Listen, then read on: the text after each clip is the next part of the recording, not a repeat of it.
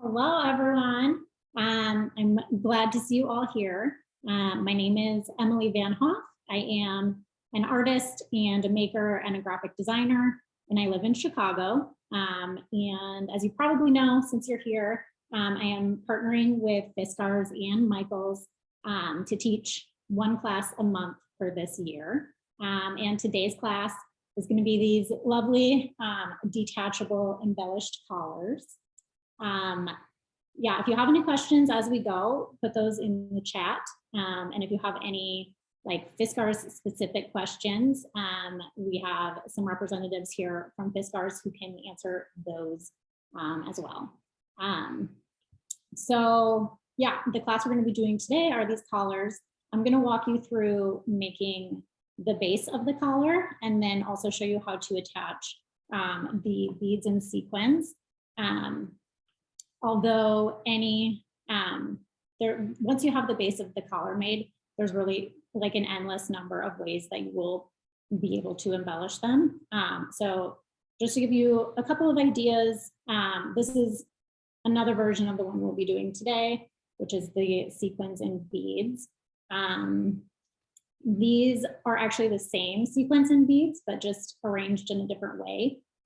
So lots of possibilities, even just using the same materials. We've got some little embroidered flowers on this one.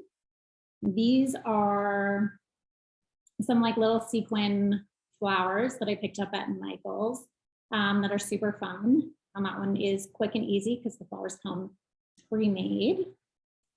We got this one is like an embroidered piece with beading as well. Kind of hard to see. They will be posting a link to my blog in the chat, and I have close-up images of all of these as well, so you can get a little bit of a better look at them. This one is on patterned fabric, so definitely a lot of possibilities there, and then just embellished with a little embroidery around the edges. So also as we go, if you guys come up with other ideas of ways that you could embellish them, feel free to throw those in the chat just so we can all kind of brainstorm together. A few ideas that I've been excited about but haven't tried yet are doing like some fabric painting on them, maybe like a cool abstract pattern. Could also be cool to play with. You know, maybe doing one color on one side, one color on the other side, or like a little bit of like kind of piecing to have a color block look on it could be fun. So yeah, if you think of anything else, throw it in the chat and we can all kind of brainstorm those together. Put these back over on the side. And when you get started, the very first step is printing out your pattern piece. There's a link to this pattern on the blog, which is linked there in the chat. And when you print it out, make sure that you don't scale the print at all so that it prints at 100% and doesn't change the size of your pattern piece. So step one is to cut that out. If you want to switch to the top view, there we go. Yeah, step one, cutting that out, which I have already done here. Make sure you don't use your fabric scissors. You don't want to get any of that dough. Let's see. So we're going to cut out 4 pieces from the fabric here.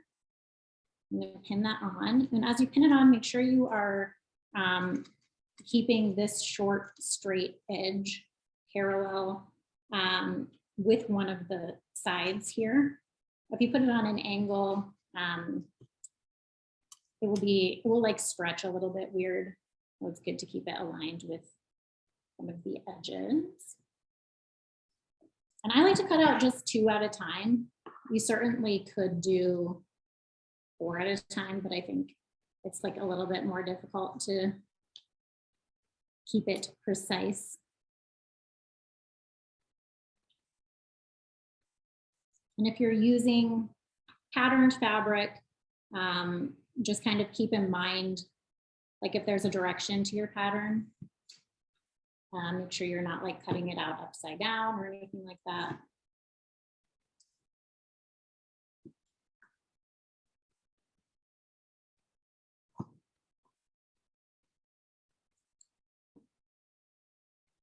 And the scissors I'm using are the Fiskars razor edge scissors. They cut fabric super nicely.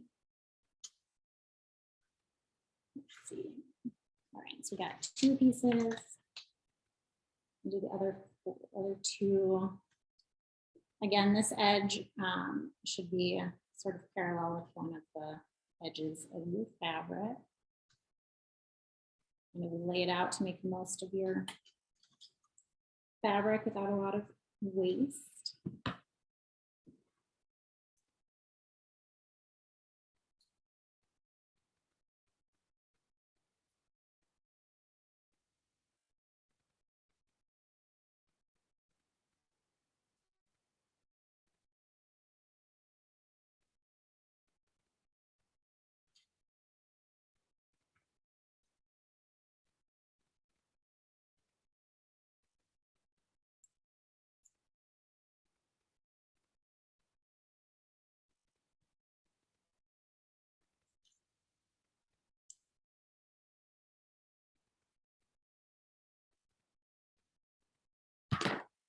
All right, so we have all 4 of these.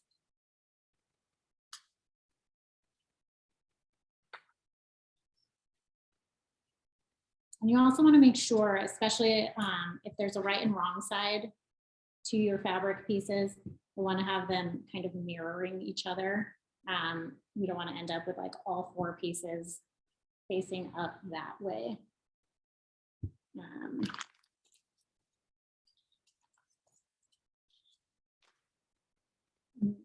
The length of the straight edge, that is a good question. Let's see. This is, let's see, 3 1/4, sort of from like point to point here. These outside larger points is about 3 1/4 inches. And then we're going to cut 2 pieces out of interfacing. Here, it's super important to make sure that there's like a bumpy side to the interfacing and a smooth side. And you want like one of the pieces to have the bumpy side, like would be facing down here, and then the other one with the bumpy side facing down there.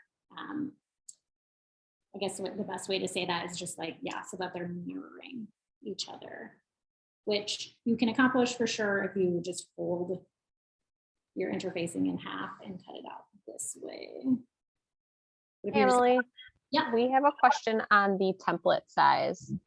Kathy said, I'm having trouble printing templates the correct size. Could you please tell us the length of the straight edge so we know the template's printed correctly? Yep.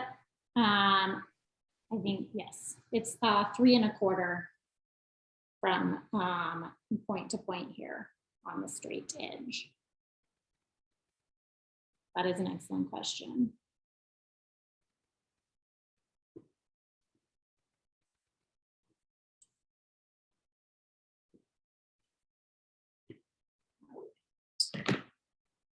And then for these interfacing pieces, I actually want the interfacing to be like just a hair smaller,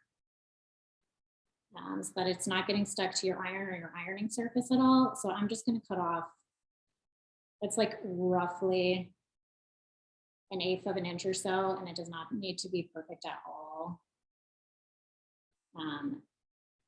You just want to cut it a tiny bit smaller. And the interfacing is just to kind of like add a little bit of stiffness to the collars. Give it a little bit of stability.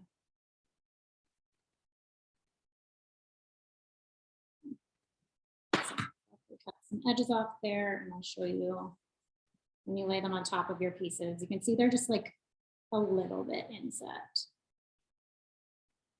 It does not need to be perfect by any means. And you'll be laying these down bumpy side towards the fabric. like so. And then we're going to iron them on. Let's see. And when I iron interfacing, I like to make sure that I'm doing interfacing side down. Otherwise, it kind of tends to get stuck to the iron. And that's a good press. I'm not sure my iron is quite hot yet. Might take a second.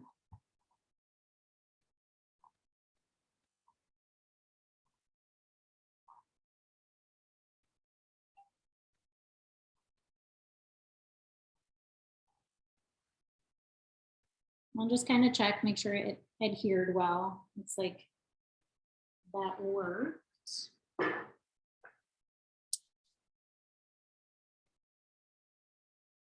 All right. Next, we will be cutting out a ribbon, which is how I will be tying them on. And these pieces are going to be like about 20 inches each. Like a little bit personal preference. You kind of test a little bit and see how long you want yours. You want to like tie it in a big bow, or maybe just tie it in like a knot. Maybe it needs to be a little bit less long. And these edges will fray if you just leave them as is.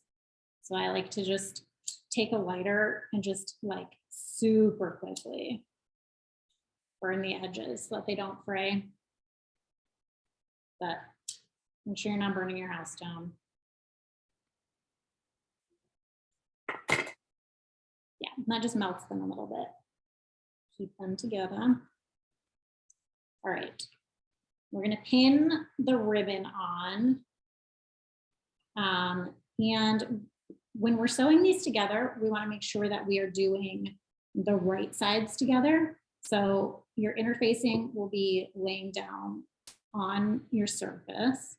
We're going to take the ribbon and pin it a 1/2 inch away from this edge, which is like the shorter / top edge. And you can kind of see I'm using like the top of this point here. There's like a little piece here that's like straight. So I'm aligning that with my grid and then measuring over just a 1/2 inch here. And I will pin that in place. And again, do that for the other side, interfacing side down. And this a 1/2 inch from the edge. Oops, that was the same ribbon.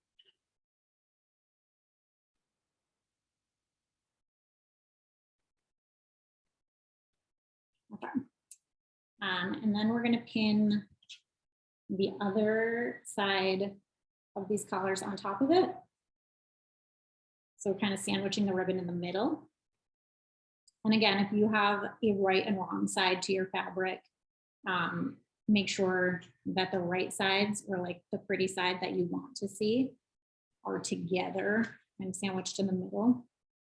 So that when we turn it inside out, that's what you'll be seeing.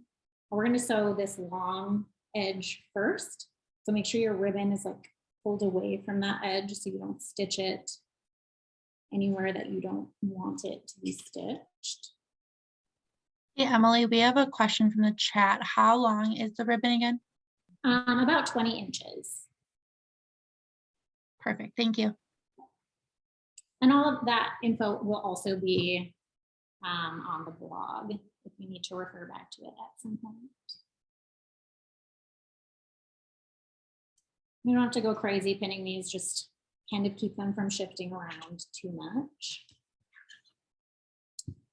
And then grab my sewing machine here.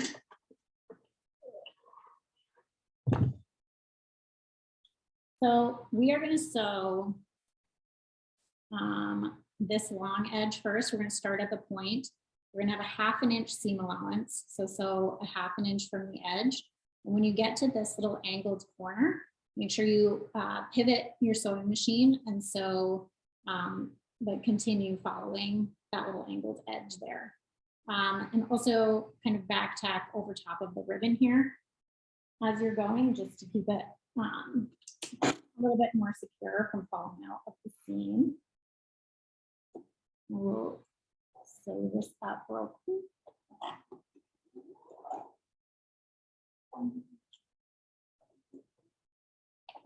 So back tacking over the ribbon. Make sure you take your pins out as you go. You sew over your pins, you're going to end up with a lot of bent pins and probably some broken sewing needles, which is not.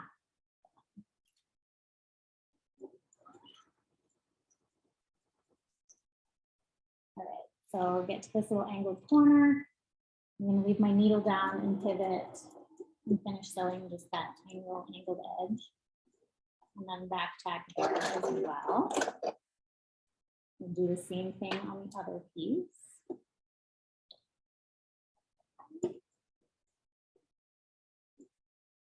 Back tack over the ribbon.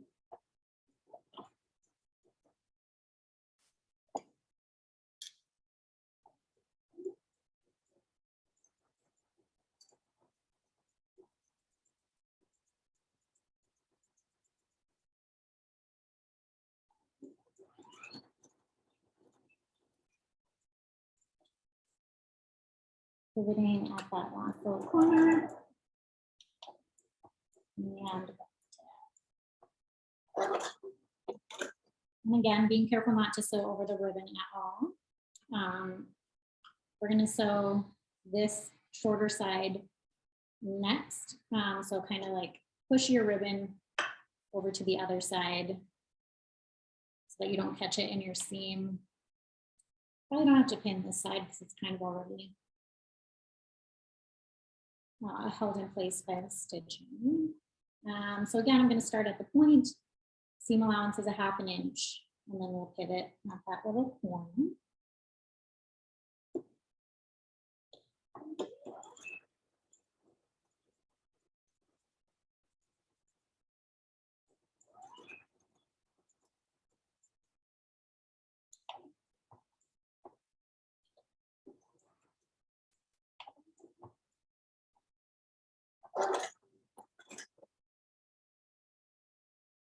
Do the same thing on the other one.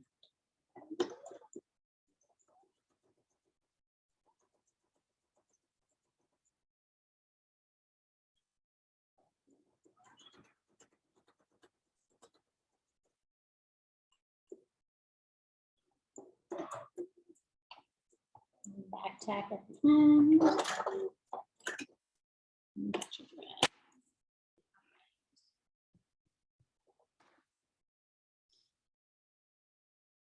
All right, so now that we've sewn that part, we're going to trim the seams before we turn it inside out, which will just make it, the curves lay a little bit flatter when we turn it inside out. I am going to, I'm going to use the pinking shears from Fiskars to trim the seam, but I want to make sure that I'm not trimming the ribbon at all. So before I use the pinking shears, it's a little easier with these little embroidery guys. Just kind of trim the fabric on either side of the ribbon. And that's just because I don't want to, if you cut the ribbon too short, I'm afraid it will like pull out of the seam. So trim that, and then we're going to use the pinking shears to trim the rest of the seam. And this is like, you know, vaguely 1/8 of an inch or so from your stitching.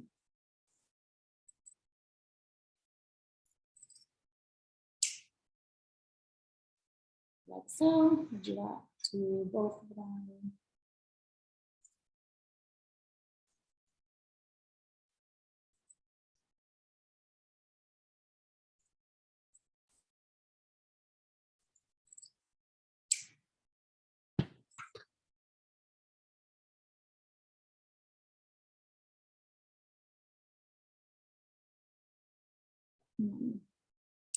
I'm trimming around the ribbon here, which is a little annoying, but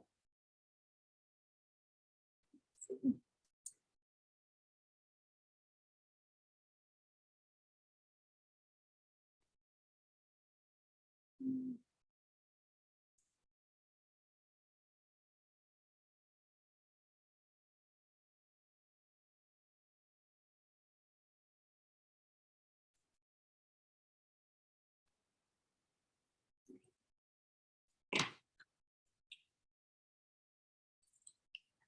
Some thinking shears on this one as well.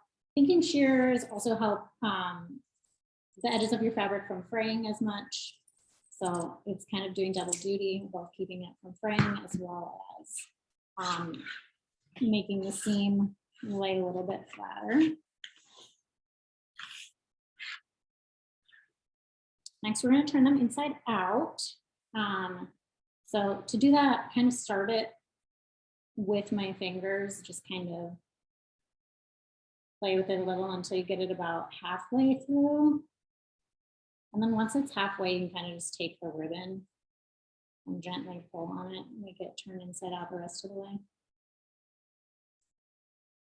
And then just kind of want to make sure that it's folding at the seam. You gotta kind of wiggle it around a little bit and get it to lay nicely. Make sure my iron is heating up here.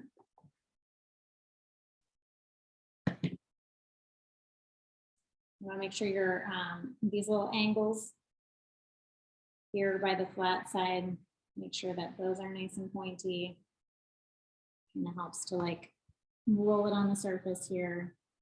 Make sure it's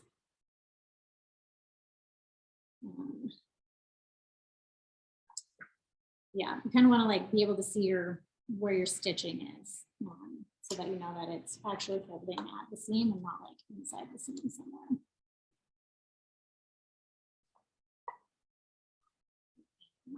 That. Do the same thing to this other one.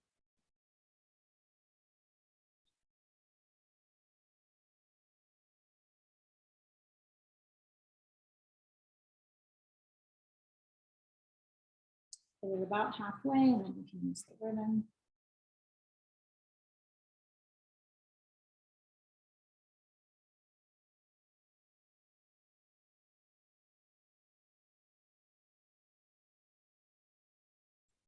Emily, I have a question for you. Do you mind explaining the pinking shears a little bit more and why you're choosing to use those?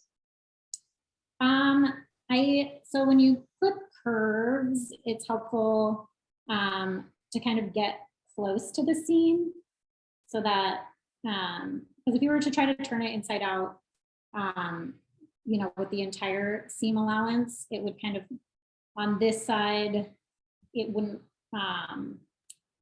like it would be too tight and it wouldn't lay flat, and then on this side it would kind of bunch up a little bit. So when you clip your curves, you want to get close to the seam, but if you get too close, it will kind of, you know, be worried about fraying. So if you use pinking shears, you know, you're getting like kind of close, but also leaving some fabric with the like zigzag shape. And also pinking shears help, yeah, prevent fraying. So just sort of a combination. They're definitely not like a requirement. I think they're a nice to, not a necessary to. You could also just kind of clip your curves, you know, trim kind of close, and then just use your scissors to kind of cut in this way.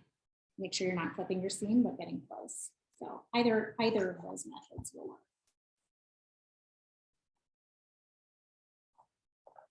Does that help?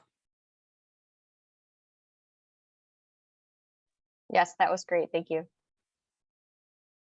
All right. Okay, so the last edge that we need to finish is this inside straight one. And we're gonna fold it to the inside. So we're not just folding it over, but you're making sure the edges go to the inside. And you're gonna have that go from kind of corner to corner. That's what those little angled pieces were for, to kind of mark where that fold will go, and then iron that flat.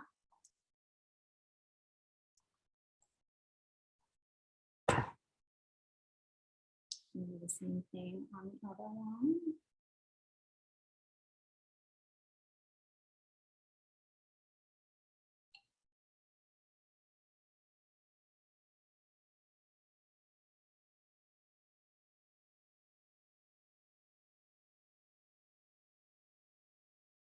Make sure the two edges are kind of like both straight on top of each other and one's not like curved in more than the other or something. Try to keep them both nice and straight, lined up. And give it a good iron.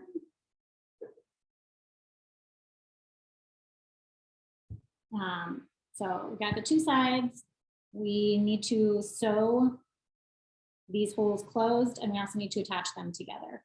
We're going to do that. We're going to hand stitch them, starting from this bottom corner, going up to this point, and then kind of putting a couple stitches here where they meet, and then stitching back down to this edge.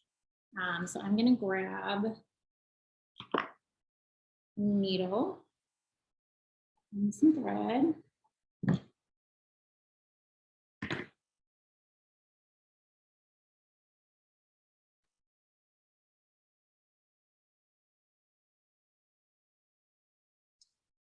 Definitely helps to have matching thread here. The goal is to not see our stitching, so matching thread definitely helps. Again, we're going to start at the bottom point of this one. I'm going to kind of start with my needle kind of from the inside so that my knot is hidden inside. And then I don't know if there's like totally a right or wrong way to do this, but we want to sew this hole closed, seeing the least amount of thread possible. So the way that I do that is I kind of put my needle in along the edge here. This might be like a little bit difficult to see. Let's see. But I'm just kind of putting my needle in the fold, going about 1 millimeter, and then I take my needle straight over to the other side and go up a little bit farther. I'm gonna make these stitches maybe a little bigger than I normally would, just so it goes quicker. I guess I don't know if there's a technical name for this stitch or not, but it sort of feels like a ladder. Is ladder stitch a thing? Maybe it's that. So all you're seeing is like the tiny little stitch that goes from one side to the other.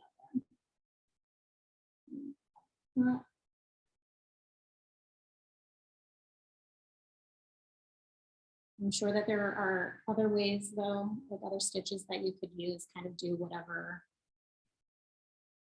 works for you in a way that you don't see the stitches too much.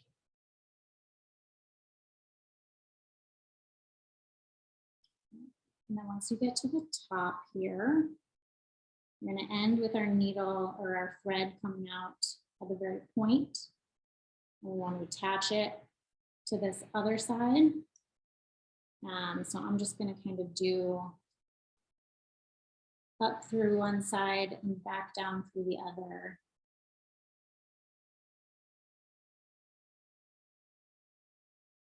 You definitely could top stitch. I just don't want to see the stitching. I think it looks nicer, but you absolutely could just top stitch it on the machine.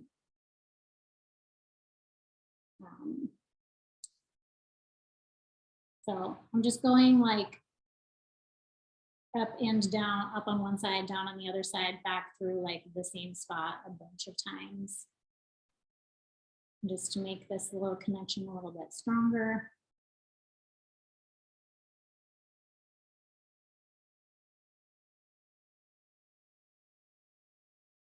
Once it feels like that's going to hold, now I'm going to sew back down the other side the same way that we just did.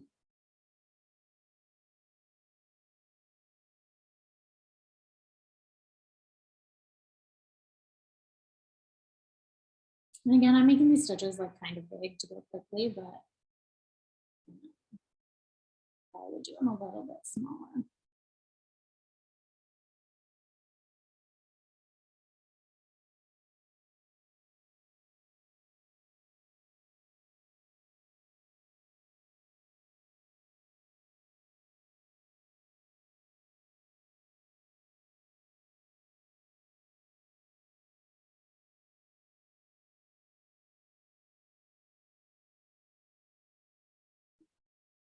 Oops, I'm on the wrong thread.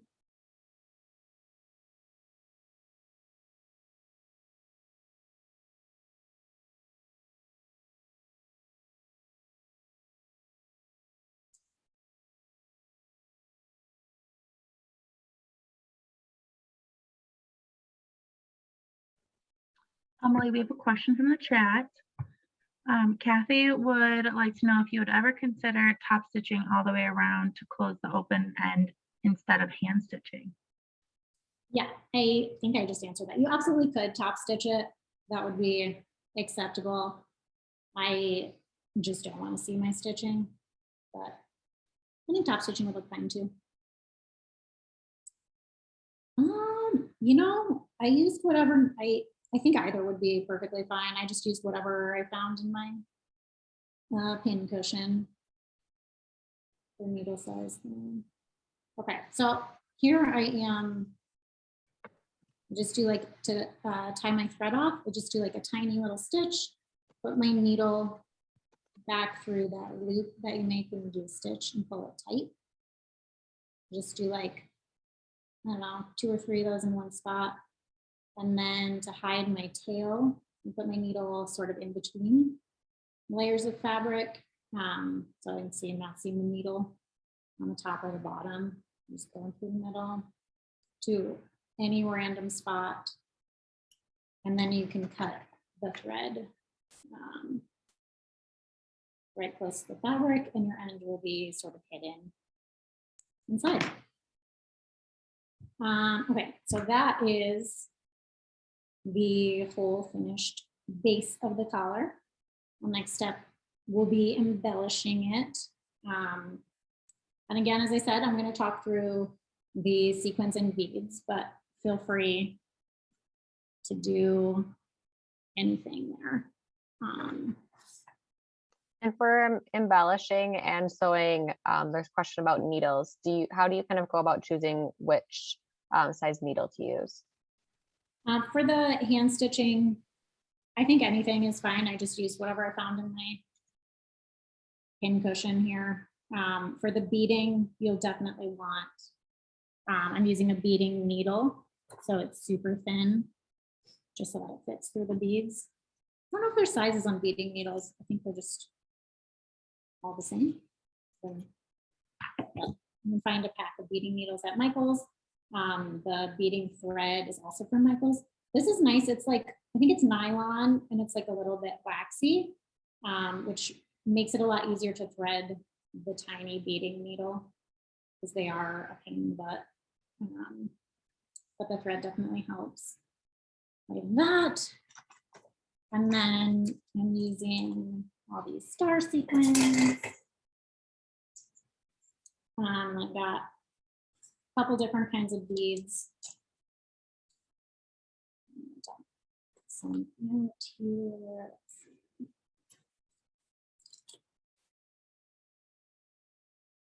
Some tiny stars. I'm like very obsessed with these stars. They're a little bit obnoxious, but I think they're so fun. I'm a big fan. So I got these first beads are like clear and a little bit silvery. Got some pearl-y looking ones, and then these ones are smaller, more kind of a rose gold. Just a variety of options. And then, as I mentioned at the beginning, we've got, you can really change the look of these by how you lay out your beads and sequins. This is similar to the one I'm wearing, just kind of like random, which is what I'm going to do today. But these are, let's see if we can, these are those tiny little star sequins and then beads here along the edge. So I'll show you my pattern piece again. We have this outside line, which is what we cut out everything on, but the dotted line kind of shows the finished size. That's where our seam allowance is. So to do this one, I just kind of drew a line inside this dotted area and cut that out. And then laid that on top of this piece and kind of traced it so that I would know where to do my beaded edge. So that you can keep that in mind as an option too. But you can kind of just play around, like lay out these pieces and do like the bigger stars, just kind of see what you like for a layout. I'm gonna just do, let's see if I can make this a little closer. I'm gonna kind of just do a random pattern, but there are lots of options. You could do these stars kind of like along the edge. I love the tiny little stars. They're like a little bit more delicate. You could do kind of like a lot of them here at the corner and then kind of spread them out as you go towards the point. That would be real cute. So you just kind of like play around with those elements. When you get a layout that you like, either just sort of commit it to memory, or you could take a picture to sort of remember where everything is. I'm not doing them real specific, so I'm not like marking anything. I suppose you could mark them too if you wanted to. So I can stitch them on. I'm going to take a length of beading thread here. And see if I can thread this beading needle under pressure. Look at that. So we're just going to do one, tie a knot just at the end of one. You don't need to double this thread up at all. Tie a knot at the end there. And I don't do like super long thread for this because I think it kind of gets in the way. And you can just tie it off and start over if you want to thread. So we'll just kind of usually start with a bigger element first and then add the elements around it. So to sew these sequins on, put a sequin on the thread. Then I take one of my smallest beads here. Let's see what I'm doing. One of the smallest beads and put that on the thread, and then we're going to go back just through the sequin and not through the bead. So it'll sort of form a loop around the bead, and that's what holds the sequin in place. Your thread is going to go back down basically through the same hole that it came up in. And then since I'm doing a random pattern, I'll just sort of add the next thing. I'm going to do a tiny star to do the same way as the sequins. So a star and then a little bead, and then back down just through the star sequin.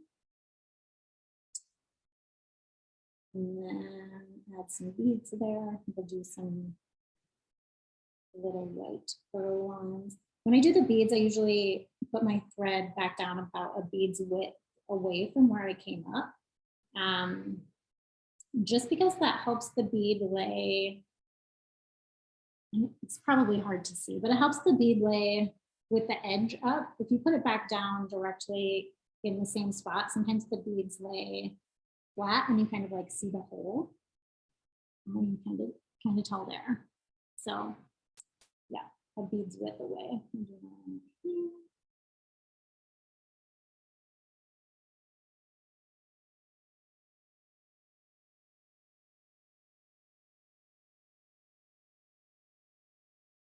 And on the back, you definitely are going to see all of your stitches, which is like maybe not ideal, but no one's ever going to see the back of this because it lays flat on your shirt and it doesn't flip around. So it doesn't bother me at all. There probably are ways you could do it where you don't see your thread, but I'm not terribly concerned about it.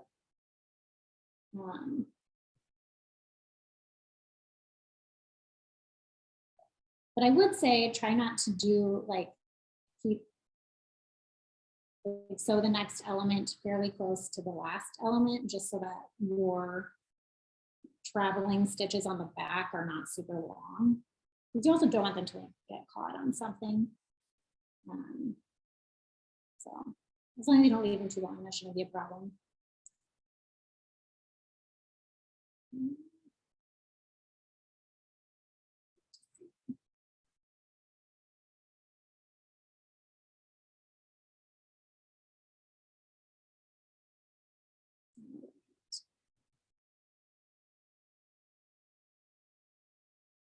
You're just going to continue as such, filling things in as you go.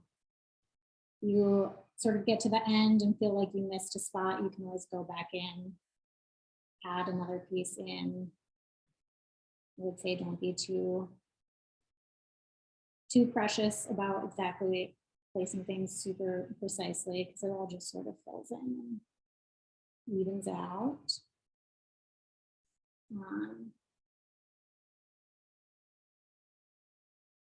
Yeah, so keep going. I'm not going to finish the whole thing, so take a million years. But when you get to the end of your thread or the end of your design, same way we tied a knot, when we sewed the ends closed, you're just going to do a tiny stitch, put your needle back through that little hole, do a couple of those. Make sure you're not going through to the front side of the fabric, just kind of do it on the back. So once you've done a couple knots, kind of hide my tail the same way we did last time. We're going between the layers of fabric so we don't see it on the front. Pull it through and then clip it off just right against the fabric there. Looks like we have a question. Let me. Yeah, I guess you definitely could have a double-sided one. You'd have to be, you'd have to travel with your needle in between the layers instead of going all the way through to the back, because you will see these stitches. But you could also, I don't think it works as well for the beads, but when I did the embroidery, for some of them I did, let's see, I did the embroidery before I sewed them together, which isn't necessary, but it's definitely an option. So like the back of this one is completely plain, and I guess you could add something different here or wear it backwards as a plain one. So that definitely would be an option as well. One other thing that I give some time to show you. On this one, I added beads along the edge here, which I think is super cute. So let's do that. I'll show you that one real quick. Again, tie a knot on the end of your thread. I'm going to start my needle a little bit towards the inside so that my knot isn't right at the corner, and travel between the layers there. So it comes out on the corner. And use my white beads here. I believe these white ones are like a size 11, no, a size 8. And then the tiny ones that I have are a size 11. Okay, so it's coming out of the corner. I'm going to go about a bead's width away and then sort of travel along the edge here in between the fabric. Come out like as far apart as you want your beads to be. I'm doing like a 1/4 inch.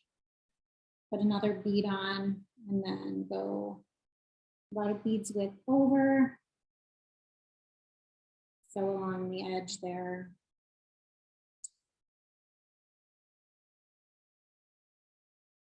And just keep doing that for the whole side.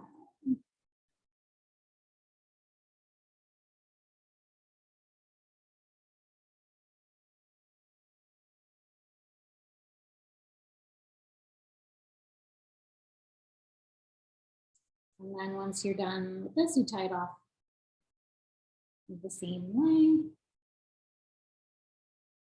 So yeah, you can kind of see there. I think that's real cute. Another fun way to do the beads. So I won't finish everything on that. It'll take forever, but I think unless anybody has any questions, I'm happy to answer those. I think think that is everything. Any last questions I can answer? Yay, I'm glad you guys like it. While you're thinking of any questions, I'll show you the project that I have for next month, which I'm also very excited about. We have using a pom-pom maker and then adding it to these mirrors. They're like little like tufted rugs and mirrors are all the rage on like Pinterest these days. So this is a similar way of doing that, but just using pom-pom maker, which is certainly cheaper than a tufting gun. So I have the solid version. We've got this smaller one that's like a little more funky. So that's what we'll be doing next month. I'm not sure if we have a link to sign up for that yet or not, but I'm excited for that one too. And then I did share a link to michaels.com/Fiskars. So we have a landing page there and you can go and check out all things Fiskars as well. Awesome. Not seeing any more questions. So I think we are done for tonight. Thanks everybody for coming. It was very fun. Hope you enjoyed it. Would love to see any projects that you do. You can feel free to tag me, Fiskars, Michaels, use the hashtag make it with Michaels. We would love to see what you make. Yeah, so I think that's everything. You guys can have a lovely evening.